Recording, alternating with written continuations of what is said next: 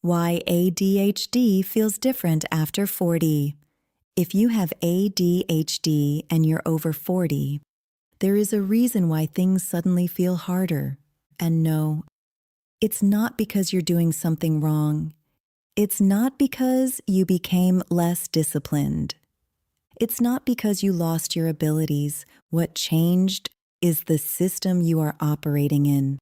And most people were never taught how to understand that shift. Many women with ADHD go through a very similar pattern. For years, sometimes decades, they function at a high level. They build careers, they manage households, they coordinate complex lives.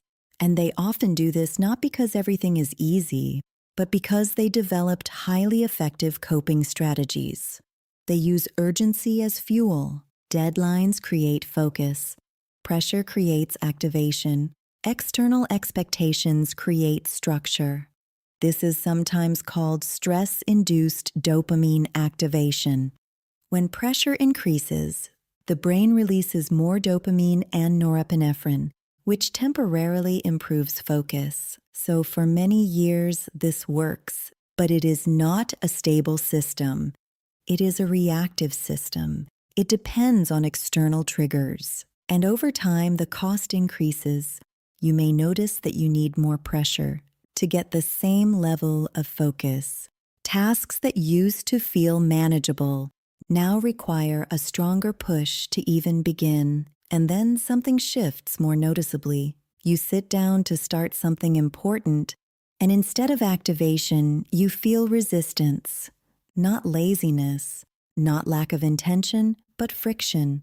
You open a document, and your brain hesitates. You check your phone, not because you want distraction, but because your brain is seeking easier stimulation. You try to focus, but your attention feels unstable. And even when you complete things, you feel disproportionately exhausted. You might notice you need more time alone to recover. You feel drained after conversations. You avoid tasks that require sustained attention. And one of the most confusing parts is this: you still know you are capable. You can still have moments of high clarity, but they are less predictable, less accessible, and so your brain tries to explain the gap. Maybe I'm just tired. Maybe I need to be stricter with myself. Maybe I lost my discipline. But what if the issue is not your discipline, but the way your brain now regulates energy, focus, and recovery? There are multiple systems shifting simultaneously. And what makes this complex is that they interact. 1. Hormones, dopamine, and brain energy. During perimenopause, estrogen becomes unstable. Estrogen doesn't just affect reproductive function. It directly affects brain chemistry. It enhances dopamine signaling in the prefrontal cortex. This area is responsible for planning, prioritizing, task initiation, maintaining focus. But estrogen also affects serotonin, leads to mood stability. Acetylcholine leads to attention and memory. Glucose metabolism leads to brain energy efficiency. So when estrogen fluctuates, you are not just experiencing hormonal changes, you are experiencing neurochemical variability. Some days, focus feels easier, energy feels stable. Other days, everything feels harder without a clear reason. This variability is key. Your brain is no longer operating under stable conditions, and dopamine becomes less predictable. Dopamine is not just about pleasure, it is about activation. It helps you start tasks, stay engaged, feel momentum. When dopamine signaling becomes inconsistent, the effort required to start tasks increases. This is why you may think, I know exactly what I need to do, but I can't get myself to begin.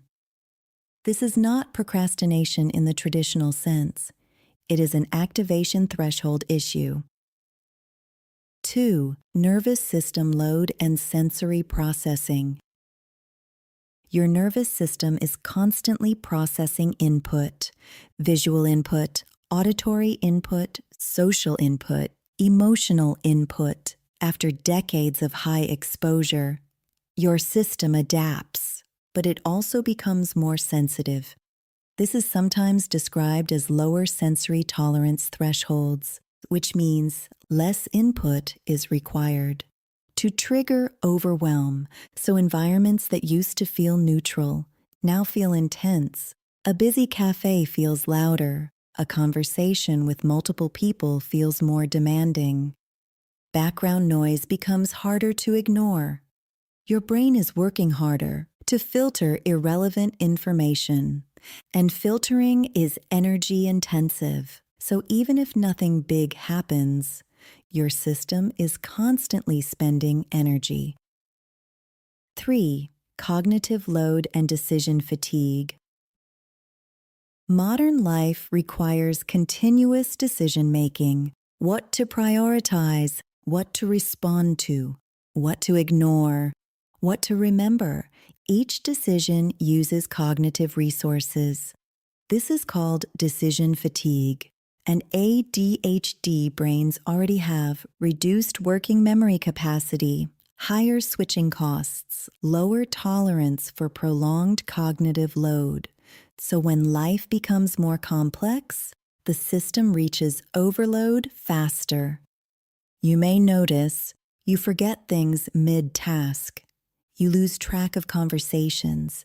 You feel mentally scattered, not because you are less intelligent, but because your system is overloaded. 4.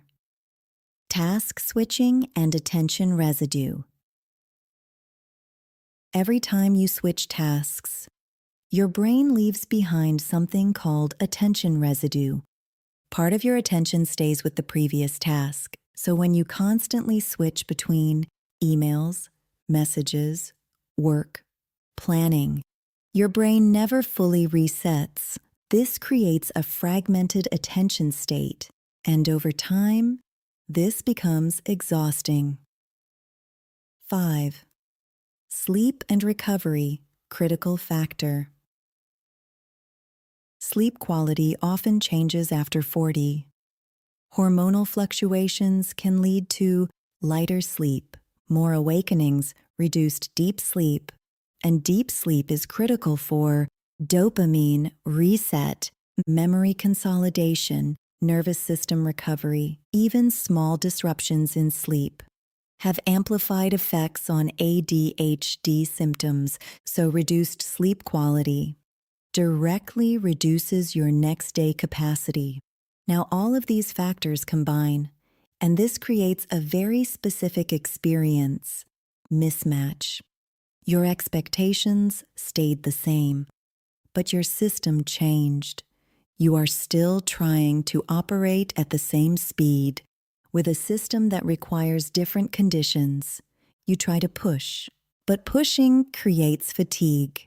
You try to stay disciplined, but discipline without regulation creates resistance, and recovery becomes the hidden bottleneck. You can still perform, but the cost is higher, and the recovery is slower. This creates a cycle: push to perform, to exhaustion, to recovery, to repeat. Over time, this cycle becomes unstable. There is also something called allostatic load. This refers to the cumulative impact of stress over time. Years of high performance without sufficient recovery create wear on the system, and eventually, the system becomes less flexible, which is why small stressors can suddenly feel overwhelming. You function during the day, you respond, you manage everything, but later, your system crashes because the load accumulated. This is especially common in the evening, after social interaction, on weekends, and it creates confusion. I was fine earlier. What happened? What happened is accumulation without release. Most ADHD advice focuses on productivity. Optimize your routine, be more disciplined, use better systems. But this assumes a stable internal system. After 40, the system is no longer stable in the same way, so the focus must shift from productivity to regulation, from pushing to structuring, from forcing to designing. Your nervous system now needs predictable rhythms, intentional recovery, reduced unnecessary input. Structure is no longer optional. It becomes a support system. So instead of asking, "What is wrong with me?" you begin to ask, "What does my system need right now? Am I overstimulated? Am I cognitively overloaded? Do I need to reduce input?" And small changes create real impact. Reduce open tabs. Limit incoming information. Break tasks into smaller steps. Create defined start and end points. Even breathing can regulate your system. Inhale for 4 seconds, exhale for 6 seconds. This signals safety to your nervous system. This is not about doing less. It is about working with your system, instead of constantly overriding it. If you want to build a calmer, more stable nervous system and design a life that actually supports your brain, this channel is here for that. You can subscribe if you want clarity, structure, and depth instead of more pressure and more noise.